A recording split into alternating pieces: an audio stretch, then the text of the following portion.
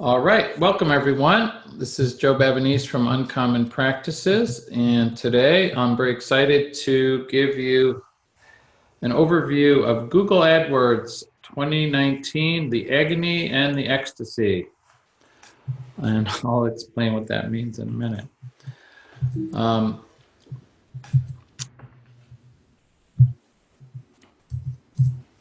So Google AdWords, by the way, has been renamed Google Ads in the last couple of months, at the end of 2018 by Google. Google AdWords has become a more important player in generating online referrals in the last 2 years. And today I want to go over why this is and how to take maximum advantage of all that it has to offer, and how I'm making over $40,000 a month in revenue after I pay Google for my clicks. And with apologies to the author Irving Stone and the subject of his great work, Michelangelo, the reason I've titled this The Agony and Ecstasy is I've worked with so many therapists who've had Google ad campaigns that were wasting hundreds or thousands of dollars each month that they didn't even realize.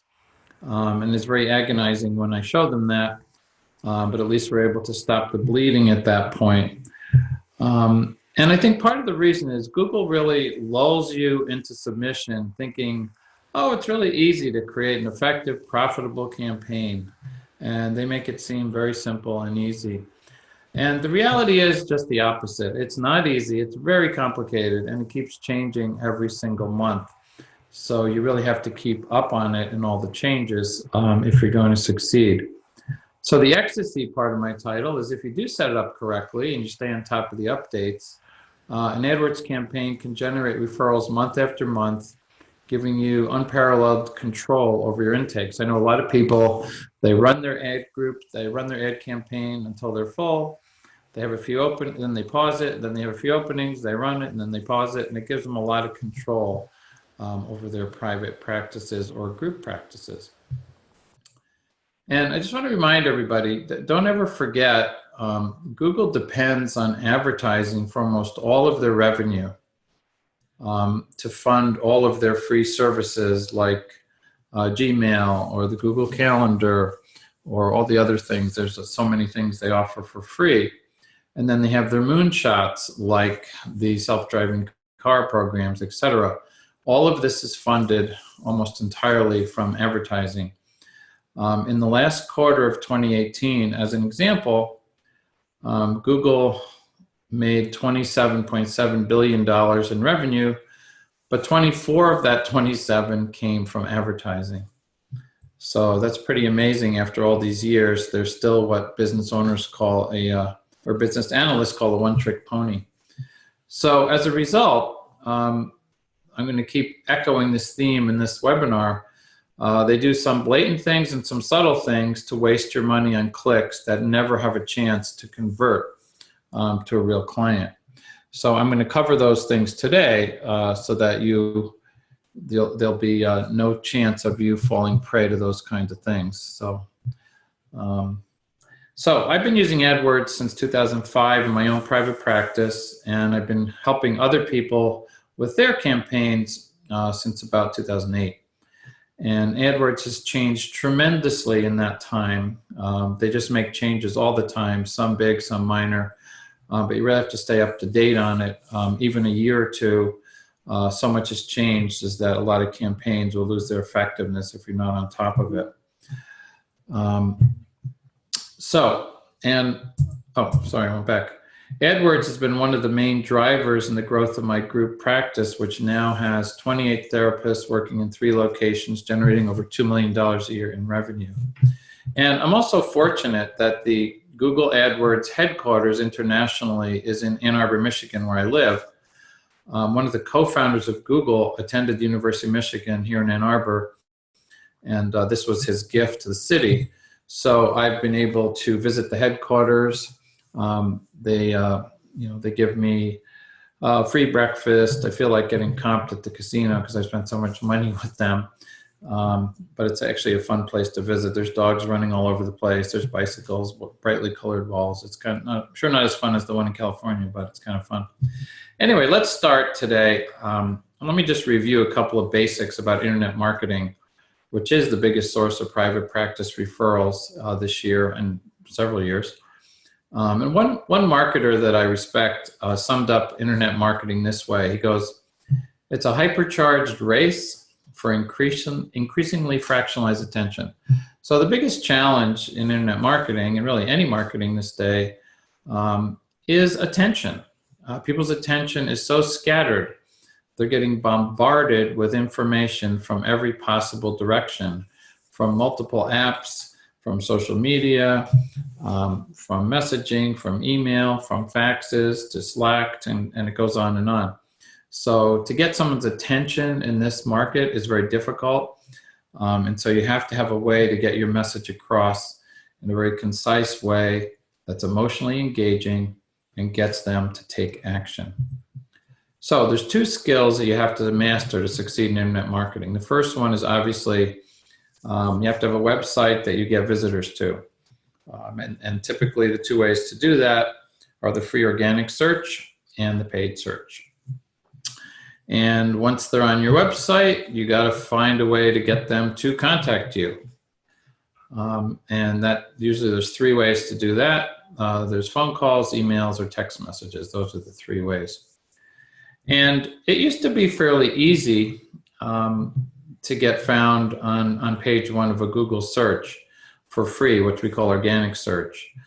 The whole area of search engine optimization, 8 to 10 years ago, was fairly simple.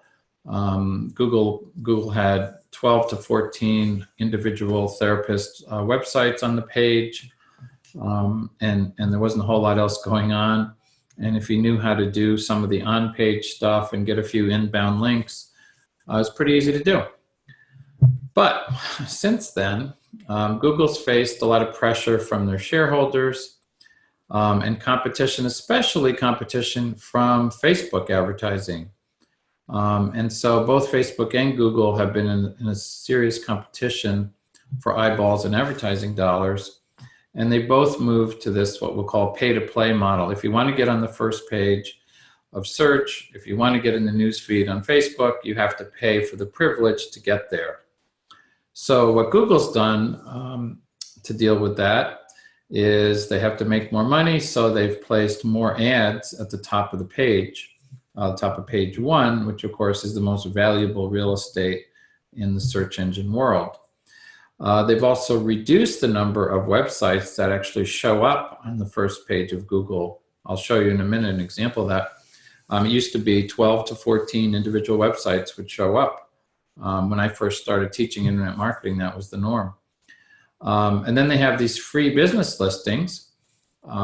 Google.com/business, which everyone should have a verified account on. But there used to be 7, and now there's only 3. So imagine everybody in a major metropolitan area who has a business listing, only 3 of them show up. And all of this has made the search engine optimization, a lot more difficult than it used to be. It's just not as predictable in the past because, as I said, there's fewer spaces available. And more than that, large directories have really dominated.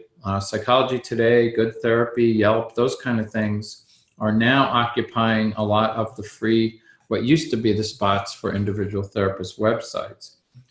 And this is especially problematic if you have a newer website. Google definitely rewards longevity and having been in the game for a long time, which is one of the reasons I've been fortunate to succeed in SEO, because I had my very poorly designed bad website 1 year before Google was even founded. So my URL was scooped up very early in the game. But I want to show you some data on this. Here's the average age, how many days a website's been in existence to get in the first page of Google in rank order of the position on the page. And you can clearly see that the older the website, and this only goes back like 3 years, but I'm sure if they did this further, it would show you even more. The older the website, the much more likelihood they're in position 1, and the younger the website in days, and that only goes back down to like 2 years, down to position 10. And this is very important, as I'm going to show in a minute with some data about how many clicks do you get at different points on the page. So right now, if you do a search on Google, usually there's 4 ads at the top of the page, and usually 3 on mobile on the first screen of your cell phone. Then there's the 3 business listings. Then there's individual websites or directories. And then there's usually 1 or 2 or 3 ads at the bottom of the page. But I will tell you that about 97% of all the conversions, meaning 97% of clicks that lead to somebody calling your office to make an appointment, happen in the top half of the first page. And what is the top half of the first page? Well, increasingly, it's advertisements and it's the business listings. So here's an example of what's called a heat map, where they did eye tracking studies from 2,000 people looking at websites. And the most reddish area is where the concentration of eyeballs' attention goes to. So you can see from this that it's clearly the top of the page. It's clearly the first several listings on the page, as well as anything that shows up on the right, which Google calls the knowledge graph. So now I want to give you a couple examples to show you exactly what I'm saying when I do a Google search. So just yesterday, I did a search on my Google, on my iMac computer for Los Angeles therapists, and I was just curious, what would show up. You may not be able to read this, so I'll just go over it. But the first 4 things on the page on the left, this is the going down left to right, is we have our 4 ads. Then we have our 3 business listings with a map above them, which further pushes down the organic free listings. And then we finally get to the organic free listings, and what do we see? We see Psychology Today and Psychology Today. And then we see Good Therapy. And then continuing on the second column on the right, we have Yelp. And then we have something called Run, Walk, Talk, How to Find a Therapist in Los Angeles. Then we have some questions. Then we have TheraPick, which is another directory. And then we finally have Cognitive Behavior Therapy. We have finally 3/4 of the way down the page, we finally have one individual therapist website. Right under that, we have Huffington Post. Then we have another therapist website. Then we have Headspace, the meditation app for some reason. And then we have some more ads. So on this whole giant first page screen of a Google search, we had 2 therapist websites at the bottom half of the first page, okay? So I did the exact same search right after that on my iPhone. And the reason this is important is that you'll see that about 70% of searches today, some people size 80, some 60, but somewhere in that range happen on phones, not on computers. Searches for therapy, that's what I mean. So this is really important. How does this appear on a phone? So on the left is the first screen on my iPhone, and we have ad.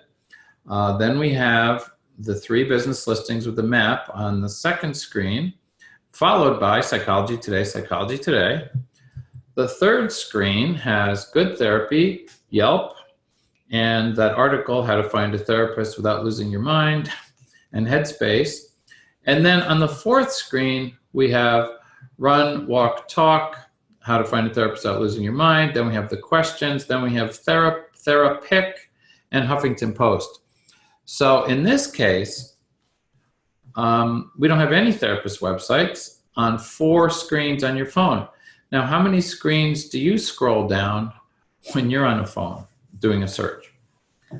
So this is the challenge for SEO. And remember, at least 2/3 of searches for therapy are now happening on phones. And Google is making it really, really hard unless you manage to get in one of those 3 free business listings with the map to show up on the first page for free. So, summary, the organic listings are being pushed further down the page with many, as I showed you, just 1 or 2 or sometimes 0 individual websites even showing up. And the more depressing statistic is how many clicks do you get when you're further down the page? So I want to show you some data on that. How often does a top ranking page get the most search traffic? This was a study of 100,000 search inquiries. This is a lot of data, a very good sample size. And what they found, if you look at the blue, if you're in position 5 through 10, you only get 10% of the clicks, and it goes down. Obviously, when you're at position 10, it's like half of 1%, and position 5 is like 2%. So again, what we see here, the top 3 positions on the page are getting over 80% of the clicks, and they're taken up by ads and the free business listings in the map. So again, it's very difficult to get anywhere for free. Here's another graph by a different company with 100,000 searches. And this shows you a similar trend. When you're in position 5, you're 2%, position 8, 1.7%, position 10, 1%. But the point is clear, is that if you're at the bottom half of the page, your chances of getting clicked on is 1 out of 3, 1 out of 4, 1 out of 5, something like that. Excuse me, I shouldn't say that. I should say 1 out of 30 or 1 out of 40, 1 out of 50. No, 1 out of 3, that wouldn't be bad. And then this was another study of 920 million web pages that said almost 91% of searches don't get any search traffic from Google at all. So that's pretty depressing. So let's just operationalize this more. So let's say you manage to get to position 7 on a search, which, as I said, is actually pretty difficult. You have little control over how the listing is displayed. One person in 30 or 40 or 50 will even click on the link and go to your website. If your landing page or your website is in pretty good shape, maybe 1 person out of 20 will contact you from that. And that means maybe 1 person out of 60 or 80 clicks will contact you. And then a percentage of that will convert to a client. So the odds are pretty much against you. The conversion to a client depends on frequently on whether you're in network for insurance or whether you are fee for service. If you're in network for insurance, your conversion rates tend to be somewhere between 50 to 70%. If you're out of network, somewhere between 20 to 35 or 40 at the highest. If you have a question, I'm going to answer most of them at the end, but you can type them in the chat box, and I will answer them at the end. Okay, so if you live in a very competitive urban area, which many of us do, and there are a lot of therapists per square inch, as in New York, or per square mile as other places, it's even difficult to get to that number 7, given all the other things going on. So I want to compare and contrast that with pay-per-click advertising, and specifically with Google Ads. If you want to go to Google Ads, if you're not familiar with it, it's ads.google.com, or the old AdWords.google.com will work. So the advantage of these ads is that you can guarantee a spot at the top of the search results page, and you have total control over the wording, and they offer what are called ad extensions that give you numerous ways for people to contact you right away. There's video ads, there's display ads, and there's text ads. Most therapists have found text ads work the best. And the text ads have a link in the ad to a specific page on your website, which is called the landing page. In most cases, you do not want that to be the home page, but you want that to be a very specific page that is geared toward the focus and topic of the ad itself. And then you choose a set of keywords related to your area of specialization. So you might say something like CBT, counseling, psychotherapy for depression or anxiety, couples therapy in Atlanta, things like that would be examples of keyword phrases. You also choose a geographic location where your ads will be shown, and the times of day or days of the week when they'll be shown. So you don't have to show them, you can show them only at specific times. And then the best part of these ads is that you choose how much to pay per day to Google. And since you only pay them when someone clicks on your ad, it's not like the old days, those of you who are as old as me and used to maybe do yellow page ads, we just pay a flat rate per month. So you only pay when someone clicks on your ad. And then your ad stops running when you exhaust your budget for that day. So for example, let's say you have a $25 a day budget. Each click costs you $5. You get about 4 or 5, 6 clicks a day, and you'll exhaust your budget, and then your ads will go away until the next day. And then people ask me, well, how much does a click cost? Well, it totally depends. It's like an auction. It's a bidding auction. So it depends on how much competition exists in your area for the same keywords and keywords you're bidding on. So I've seen ads over $10 a click, and I've seen ads as low as $3 or $4 a click. And even I just did a campaign recently for someone in a pretty remote area, and the click was only $1.40, which is sort of for me like going back in time, but just because there was no competition. And so how does this all, the other question I get a lot from people, well, what's the cost? How much does it cost me to get one new client? And the range I've seen for about 80%, 85% of people is as low as $100 to as high as $350. Depends again, the competition, your location, your areas of specialization, and whether you're in network or fee for service. But let's say that higher number would be if you're out of network, your fee for service, and let's say your fees are fairly high, say over $200 to $300 a session. And let's say it costs you $350 to get one new client, and say your fee is $200 a session. And say your average length of treatment before termination is 10 sessions. Well, that would mean if your fee is $200, then you'd make $2,000 on each intake, on average, some more, some less, but that's the average. If your fee was $150, you'd make $1,500. So the question becomes, is it worth spending $350 to make $1,500 or $2,000? And of course it does. Now, if you have a group practice, maybe only half of that is going to you or so, and half is going to the therapist. So you have to factor that in as well. So let me go over a couple of different ads because I want to show you the different features that Google offers you if you want to get involved in these, or you might already have some ads like this. So this top ad, which says Therapist for Anxiety, Support and Understanding, that's the headline. Now, one of the questions I would ask, if you have anxiety, is support and understanding what you really want? Probably not. So for my money, that's not a very good ad. But more than that, it has no way to contact you. It doesn't really tell us where they are. And it's a very simple ad. It's not using all the features that Google gives us called the ad extensions. So it's not a very good ad. The ad below it is a little bit better. At least it includes a zip code and a phone number.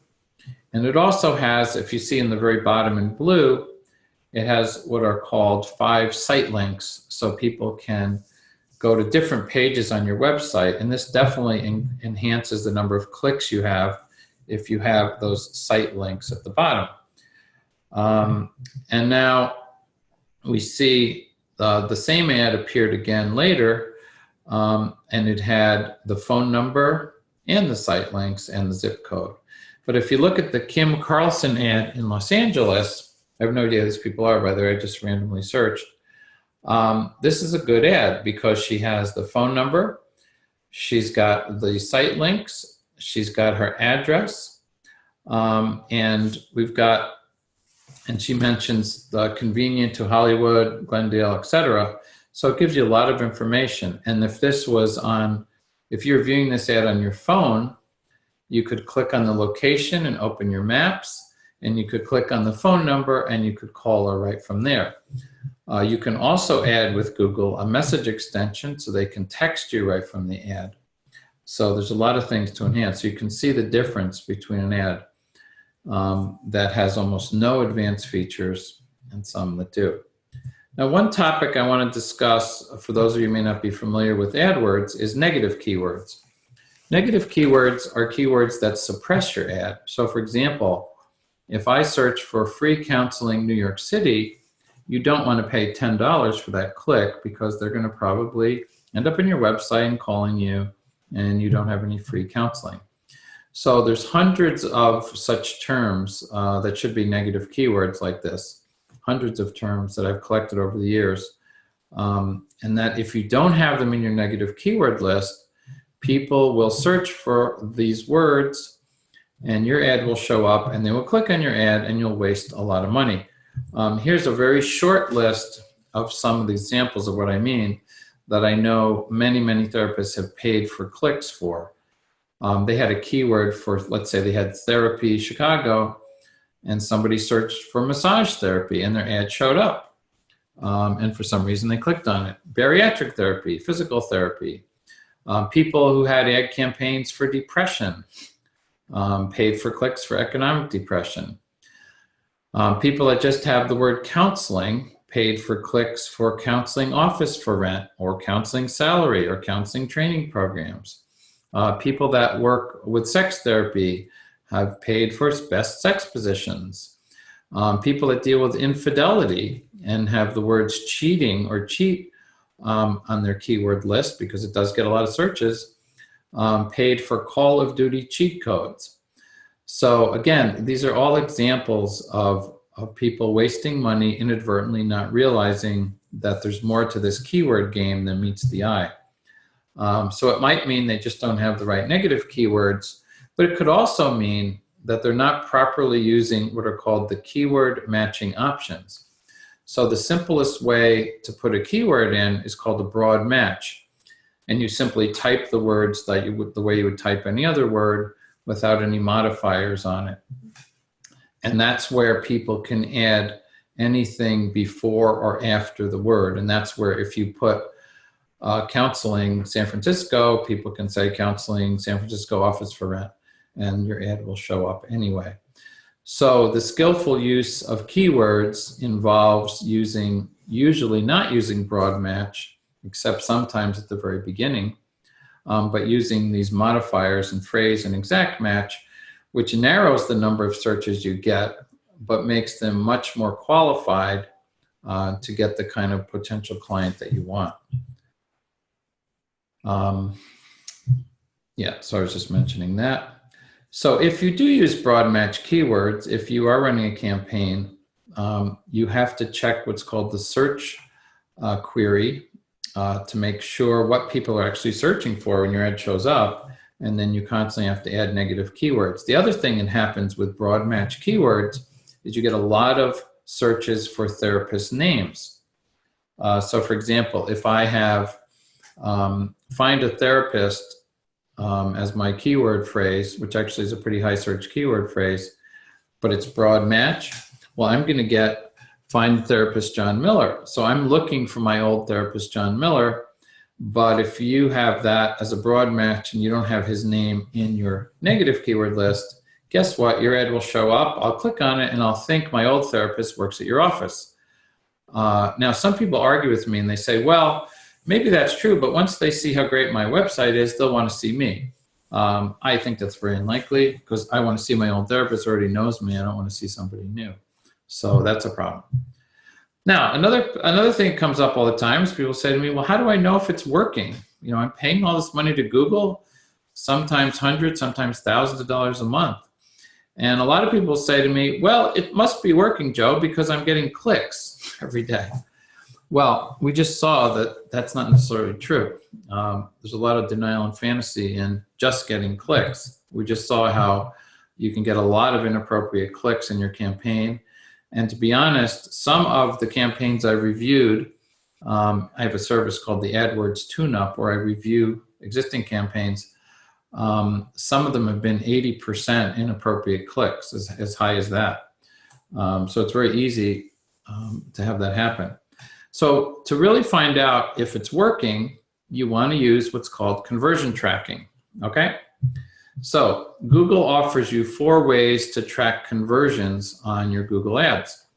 And the one that I recommend you track is phone calls. The other things are typically less important and less related to making an appointment in our field. And if you know a couple of statistics, you can get a pretty precise calculation of the return on investment of what you're paying Google. So this is what you need to know. What percentage of phone calls that come to your office convert to an intake? So every 10 calls, how many make an appointment? As I said before, if you're in network for insurance, it's probably 5 to 7. If you're out of network, it might be 2, 3, 4. But whatever it is, you need to know that number. You also need to know the lifetime value of one new client, where you simply multiply your average fee by the average length of sessions before termination. And the important word there is the average length of sessions. So therapy is a very skewed distribution. So you might have people that come for 2 years, and you might have people that come 2 times. And so the average is the number. Most people think their number is higher than it is. But most of the national studies of this say it comes out to about 12 sessions. And almost everyone I've told that number to says, oh no, my number is double or triple that easily, if not even quadrupled. But for the example of today's discussion, I'm going to use the number 12 because it is the national average in most of the studies I've read. Okay, so let me show you how this works. There's a little formula here, and I'll give an example, and then I'll show you how it's worked for me. So if we multiply the conversion rate, again, what percentage of phone calls make an appointment, times the lifetime value. Let me use an example. Let's say your fee is $150 a session, and you average 12 sessions before termination, then your lifetime value would be $1,800. Every new person that walks in the door, on average, will bring in $1,800. We know some will bring in $150, some will bring in $5,000, but the average is $1,800. So we take that and we multiply the conversion rate times the lifetime value times the phone calls, and then we subtract the amount of money that we paid Google. And so in the new, AdWords has a new interface as of last year, and there's actually a way right in the interface where you can automatically have that calculated every day, week, month, year to see how you're doing. So let me give an example. Let's say the thing I was just using, let's say we have an $1,800 lifetime value. We're spending $625 a week on Google ads, or $2,500 a month, and it generates 10 phone calls. And we're able to, let's say, convert 6 out of 10 clients to an intake. Okay, we're in network for insurance, or 2/3, 65.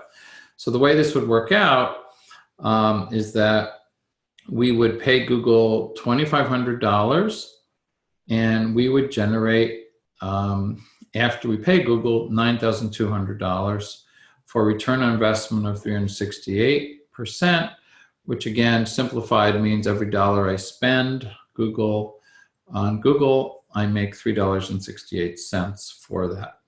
Now, if your lifetime value was higher, it would be higher. If your conversion rate was lower, it would be lower, but you get the idea. I just want to give an example. You can plug in your own numbers there to see how effective it would be, or how effective it might be with a campaign you might even be running now. And note that this formula is actually fairly conservative. I always like to be conservative when I'm doing business forecasting, because it does not include emails or text that might have converted to phone calls and appointments. So it's just simply looking at the ad clicks that generated a direct phone call, and that you can set up. Google has a way to set that up where you insert some HTML code on your website at a certain point on each page that you want to track, and that's how it'll come out. So this is my data for 2019 for the first 4 months, just up until April 30th. I'm averaging, remember I have 28 therapists, so I have a pretty high budget. I'm averaging $7,000 a month, and that's generating about $47,000 a month. So I'm averaging a profit of $40,000 after I pay Google. And you'll see this is just a screenshot from my Google ad campaign. And you'll see phone calls. I've gotten 506 phone calls just from my Google ads in the first 4 months of this year. but it says I've only had 258 conversions. And the reason is I have my conversion tracking set so that only if a phone call is at least 60 seconds do I count it as a conversion. Because if it's less than that, I'm assuming either they hung up or they didn't leave a voicemail or they didn't get somebody live, and I'm not counting that as a conversion. So this is how I'm doing so far in 2019. Now, another way you can use conversion tracking is once you have it set up and you've run it for a while, you get a lot of good data, and you can even see which keywords lead to the most conversions, which keywords lead to the most phone calls, which ads lead to the most phone calls. And you can decide if you want to pause them. And what I find happens is everybody who runs an ad campaign sort of has their favorite keyword phrases, and they're really loath to pause them. But if the data shows, you know, I had like 5 of those. I recently went through all of last year, and all 5 of them, none of them had generated even 1 phone call. And so I paused them because the whole point of these ads is to get somebody to make an appointment. Now, I have to talk about artificial intelligence and automated bidding next. Google is really pushing this automated bidding on every advertiser right from the start. But for it to work correctly, I've been reviewing a lot of studies on this because they've been pushing it so much. For it to work correctly, you need to have had at least 100 conversions as evidenced through the Google conversion system. But what I'm finding is I'll create a new campaign for someone, and the next week, Google's bombarding me with emails recommending that I switch to automated bidding using artificial intelligence. But just think about that. There's no data. There's hardly any data. And I use a football analogy here to say, in the first week or 2 of the football season in September, would you be able to predict who's going to win the Super Bowl? And you might say, yeah, I picked the Patriots, but that's cheating. Maybe take baseball as a better analogy. And if you only have 2 games, you really have almost no data to make any kind of real accurate projection or prediction. But that's what Google's recommending you do here. They're saying, it's okay, we have only 3 clicks, but we can tell you how much to pay and how to position it, and it just doesn't make any sense. They have 8 different automatic bidding strategies. I mostly use manual bidding, where I set the price myself. But with all of these 8, Google is actually telling you how much to pay. So it's usually almost always higher than what you would pay in manual bidding. And the problem is, a lot of people at Google can't even explain the difference between these. I don't understand the difference between a lot of them.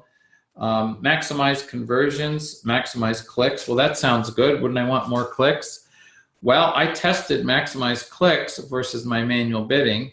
I had fewer conversions and I paid 23% higher each click.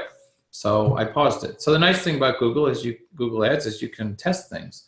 But I just want people to be aware, if you haven't had a lot of conversions, it's risky to do one of these automated bidding strategies.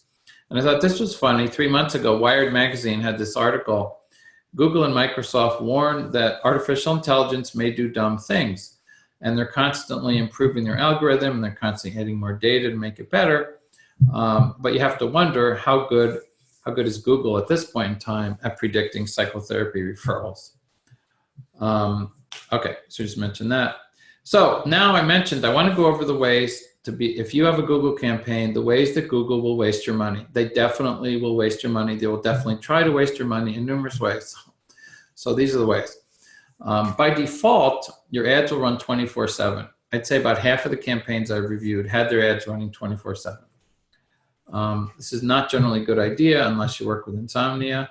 You're going to waste a lot of clicks on people who are probably very unlikely to convert. I personally only run my ads when someone's answering the phone live. If you don't have a live answering person, at least run them when you know you can respond to a call within an hour.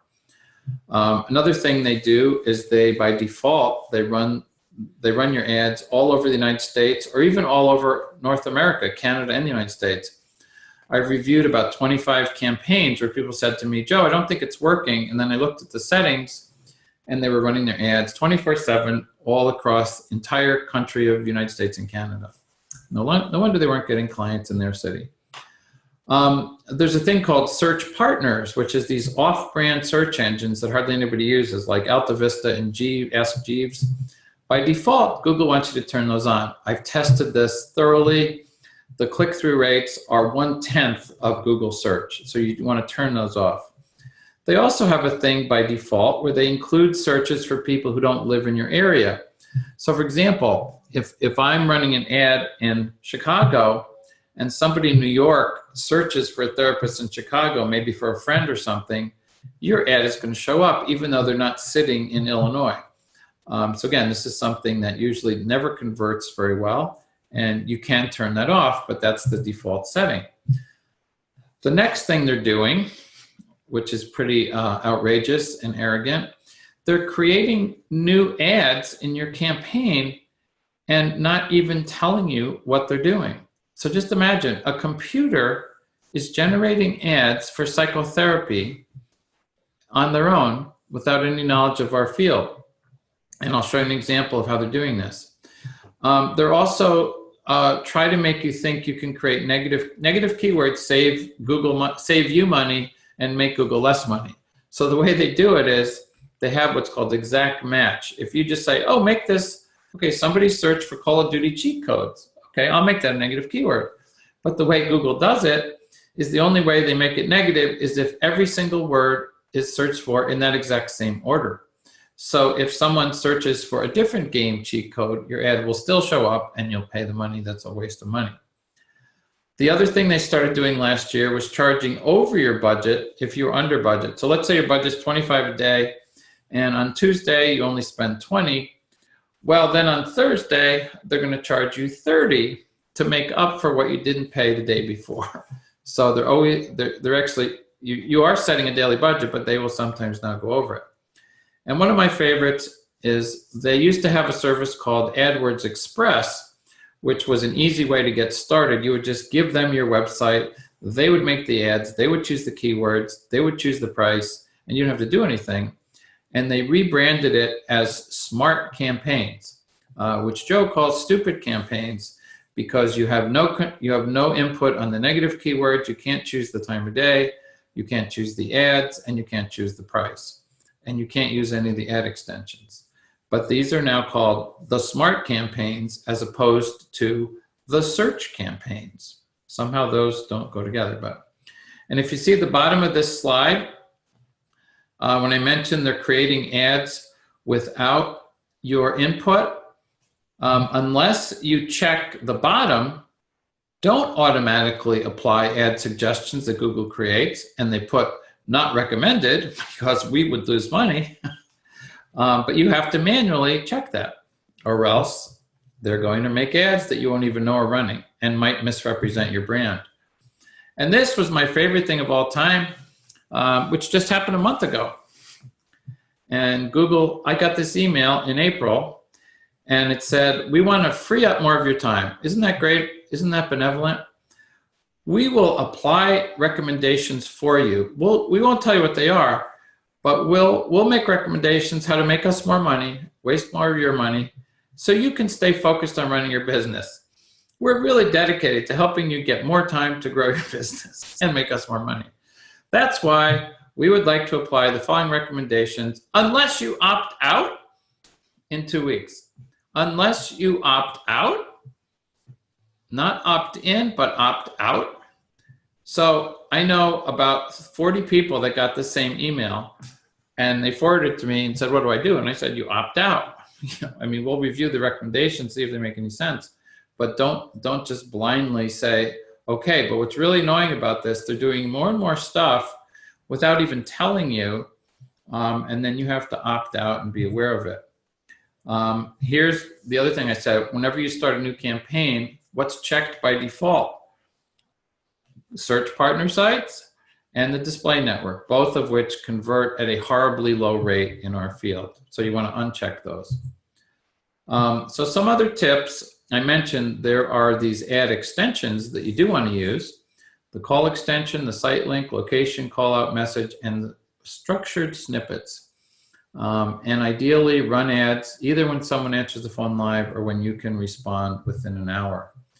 And this is where you identify the search terms that you might need to convert to negative keywords. You'll see in blue it says search terms, and that will show you every search term that resulted in an ad click that you paid for. So you'll see exactly if people search for massage therapy and those kind of words.